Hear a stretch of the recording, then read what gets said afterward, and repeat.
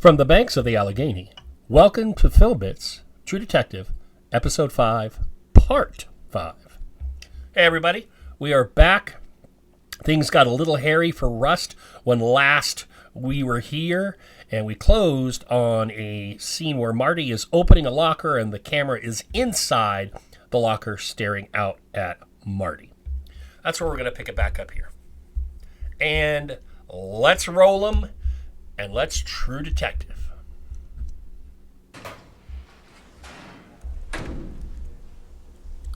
So this would be the locker room in the barracks where we saw Marty and Rust have their confrontation a few episodes back. Harkening back to old times, an old rodeo belt buckle. Didn't know rodeo was that big in Louisiana, but apparently it is. In eternity. And we're back to Russ talking to the cops, but voicing over Marty, so that's significant. Nothing can grow, nothing can become. Nothing Marty hasn't changed. So death created time to grow the things that it would kill. And you are reborn, but into the same life that you've always been born into. I mean, how many times have we had this conversation, detectives? Well, who knows? I mean, you can't remember your lives. You can't change. All right, so a couple things I'm thinking of here. Number one, so Rust is way off the deep end, seemingly here, talking to these guys. And he's talking about some concepts that are both Hindu and Christian. He talks about being reborn, but he talks about living over and over again the same life. Ideas of reincarnation there and resurrection. But what I find interesting is this a manipulation strategy of Rust's to get the cops off guard, and they're thinking he's way out there, and maybe Rust has something to gain as a result of that. Let's pick it back up.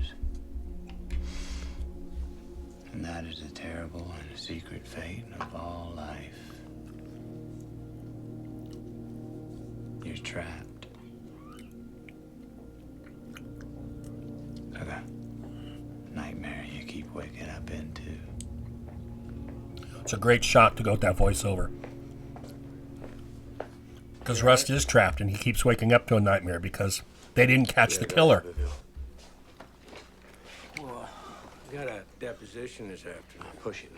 I got somebody we need to talk to. I'll tell you on the way. Come on.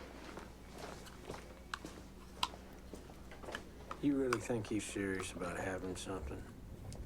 And if so, then what?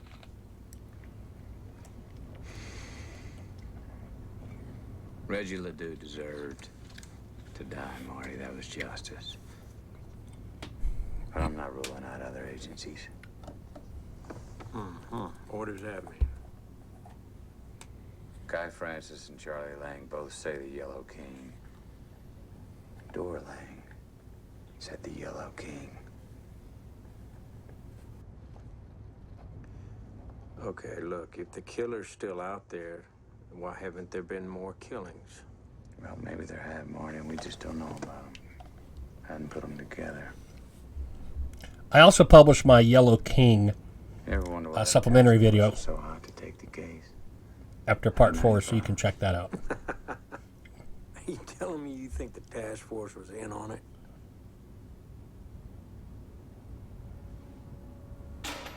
That's what he's telling you, Russ. Or Marty.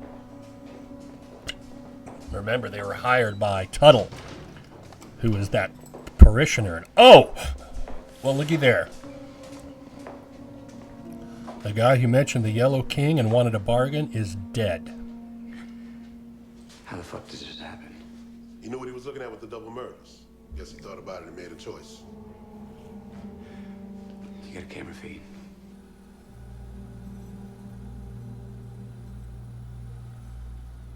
Here, go back.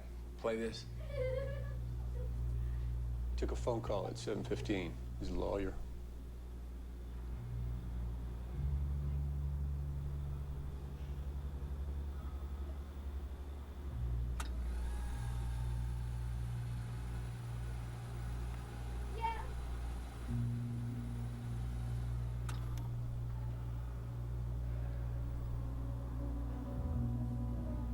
You got audio on this? Sound? No, just the vid.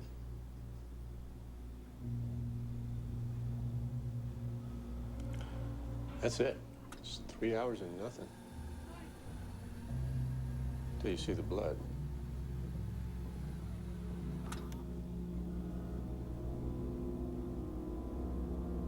Hmm. 3 hours and nothing till you see the blood. Oh, we don't know what somebody might have told him on that phone call. I want to see your incoming call logs now. All right. What are the two officers' names? Childress and Mahoney. Give me their files, please. Yes, sir.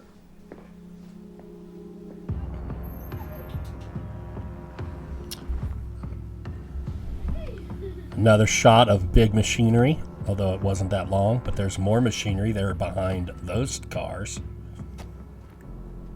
Still Fukunaga keeping with the visual theme of the machinery. And look at all those stacks and all that smoke. Terrence, get And a Prince on phone this. booth in the middle of nowhere. Prince. That's a public phone. No kind of lawyer makes calls from here. Francis have relatives? Yeah, sisters, a few nieces, nephews. Connects to the suicide.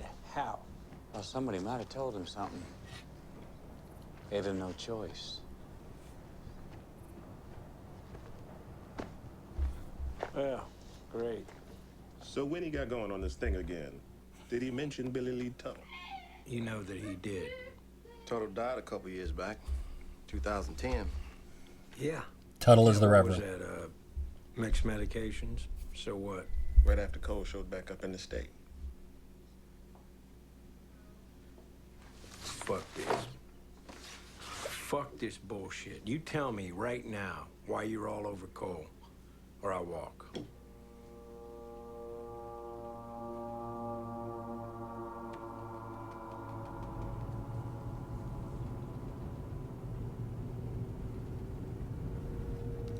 So we don't see that often as Cole driving in the daytime. We see him driving at night a lot. That's the second time we've seen that sign, "Who Killed Me?" We saw it very early on in the episodes. And now he's back out at Erath, where the original murder of Dora Lang was, right next to that tree. Russ is investigating that tree. He still sees there's a devil trap right there, and then one on the ground. So someone has been here since the investigation took place, and now that thing is there. Almost kind of has a cyclone effect, like you're looking down into the eye of a storm.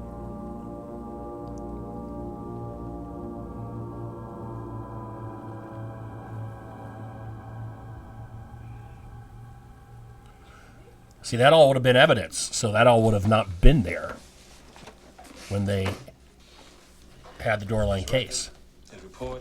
This is a shot we don't ever see. So talk to him about it already. Stop pissing in my ear. We did. Oh, you did? What?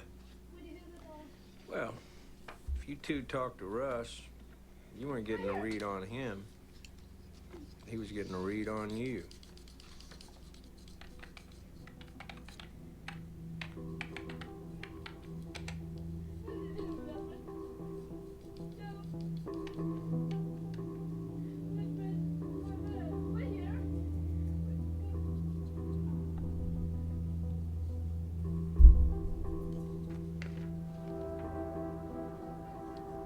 Russ has found some.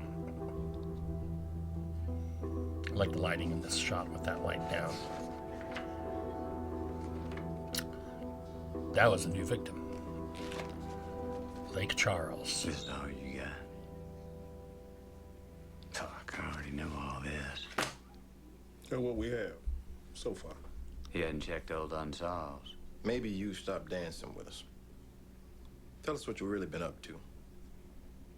How you spend your time. I already told you how I spend my time. Except you've been bullshitting us all afternoon. Excuse us for 1 minute, please. So, one of the things we know is that The obsession in Rust that seemed to have died down is fired up again when he realizes that they don't have the murderer. He's even going back to square one, back to Erath, where he notices there are some artifacts there, different artifacts than last time, although some are similar. The devil nets were obviously similar, but that tree branch concentric circle kind of thing was way different, very large and very interesting. Our guy who said the Yellow King and said he knew things and said he wanted to make a deal, our shooting pharmacist guy, gets a phone call and kills himself. And then they bring in Reverend Tuttle, who died 2 years ago, they being the two cops, the two modern-day cops. They bring in Reverend Tuttle, who died 2 years ago, and they're trying to connect Rust to that crime because they said it was about the same time that Rust came back in. Remember, Tuttle runs all these schools, and Tuttle is responsible for the task force that was going to take the case off of Marty's hands. And remember, Tuttle had a cousin who was a big deal politician in the state. I believe it was governor. If not a governor, then it was a senator. So now we're getting into, and Rust himself starts the conspiracy theory by hinting at Marty about the task force and Tuttle, and Marty just can't buy it. So things are getting deep. Things are getting very deep. And now, as we paused, the two modern cops are confronting Rust with, well, they showed him the evidence earlier, but now we see evidence of a very recent killer, the same one that they did not catch way back when. And Rust is about to either mess with him a little more or tell him some stuff. But that will be for next time and the final episode of True Detective episode 5. Sorry, final part of episode 5. And I will see y'all then. Take care.